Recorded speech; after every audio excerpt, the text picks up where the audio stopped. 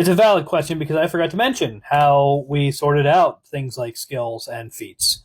I do remember that it was based on our level. I don't remember how we figured out what our level was going to be, but I do remember that our levels were pretty close to each other. And I remember that this was D20 Modern and not D&D, and so the classes were very different. The classes in D20 Modern, in fact, were tied to your highest ability stat. So if you had your highest stat as intelligence, then you were listed as the class the smart hero. If it was Dex, then you were the fast hero, and so on and so forth. And so what we did was essentially play to those rules to a certain degree. So whatever your highest stat was, that determined your class. And then we looked at the class and said, okay, well, you have this many skill points and these skills, and then you just kind of built your sheet however you kind of wanted to based on that, with the understanding that it was meant to represent as close as possible reality. So like if you didn't drive, if you did not have a driver license and did not drive, which was frankly most of that group, then you put points in drive and people were going to call you on it.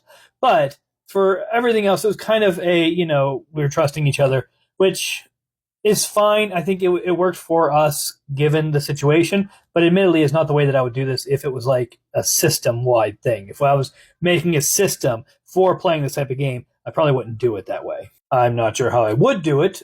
Maybe I would say, okay, this many ranks is equivalent to like, expert level, or you took a degree in it or something like that, and then figure it out from there. But that would take some time to sit down and plan out.